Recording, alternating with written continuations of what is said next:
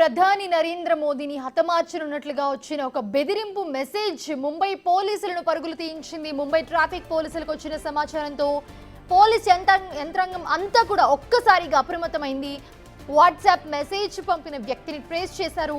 బెదిరింపు మెసేజ్ పంపిన వ్యక్తి రాజస్థాన్లో అజ్మీర్ ప్రాంతానికి చెందినవాడిగా గుర్తించారు. అయితే అక్కడికి చేరుకుని ఆ వ్యక్తిని అదుపులోకి తీసుకుని విచారణ చేపట్టారు. ఆ వ్యక్తికి మతి స్థిమితం లేదని తెలుసుకుని ఊపిరి పీల్చుకున్నారు.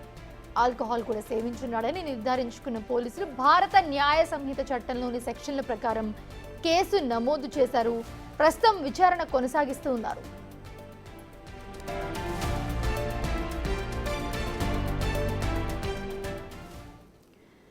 రైట్, ఇదే అంశానికి సంబంధించి మరిన్ని డీటెయిల్స్ ఢిల్లీ నుంచి మా ప్రతినిధి శివ అందిస్తారు. శివ, ప్రధాని నరేంద్ర మోదీని హతమారుస్తామన్నట్లుగా వచ్చిన ఒక బెదిరింపు కాల్ కి ఒక్కసారిగా అందరూ కూడా అప్రమత్తమయ్యారు. వెంటనే ఆ వ్యక్తిని పట్టుకున్నారు కూడా. ఏంటి అసలు బ్యాక్గ్రౌండ్ స్టోరీ ఏంటి? మౌనిష, ప్రధాని నరేంద్ర మోడీ హత్యకు కుట్ర జరుగుతున్నట్లు కూడా ఒక మెసేజ్ ను ముంబై ట్రాఫిక్ పోలీసులకు పంపించారు. బెదిరింపు మెసేజ్ ను పంపించిన నేపథ్యంలో ముంబై పోలీసులు ఈ మెసేజ్ తో అప్రమత్తమయ్యారు. బెదిరింపు మెసేజ్ పంపించిన వ్యక్తిని ట్రేస్ అవుట్ చేసి పట్టుకున్నారు. ఆ వ్యక్తిని రాజస్థాన్ కి చెందిన వ్యక్తిగా గుర్తించారు.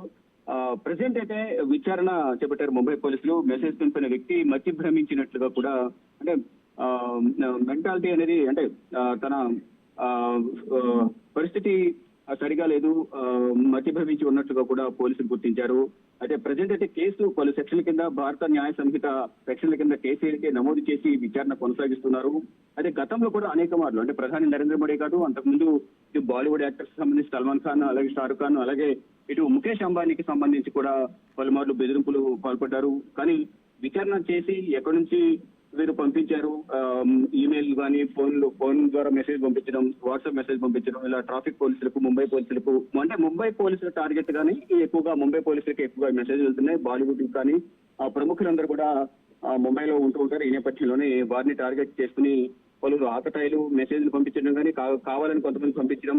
ఇప్పుడు ఈ వ్యక్తి, ప్రధాని నరేంద్ర మోడీకి సంబంధించి పంపించిన వ్యక్తి మతి భ్రమించినట్లు ముంబై పోలీసులు అయితే గుర్తించారు. ప్రజెంట్ విచారణ అయితే కొనసాగిస్తూ ఉన్నారు. అంటే కావాలని అతను పంపించారు, నిజంగానే మతి భ్రమించిందా లేదా అనే కోణంలో కూడా మరొకసారి విచారణ అయితే కొనసాగిస్తూ ఉన్నారు. ఈ మెసేజ్ వెనుక ఇతనే పంపించారా, ఇతనితో ఎవరైనా పంపించారా, పంపించే విధంగా చేశారనే కోణంలో కూడా ముంబై పోలీసులు అయితే ప్రజెంట్ విచారణ కొనసాగిస్తూ ఉన్నారు. ప్రజెంట్ అయితే ఈ మెసేజ్ పంపించిన వ్యక్తి రాజస్థాన్ కి చెందిన నివాసి కాబట్టి ప్రజెంట్ పోలీసుల అదుపులోనే ఉన్నట్లుగా తెలుస్తోంది. Right, thanks for the update Shiva.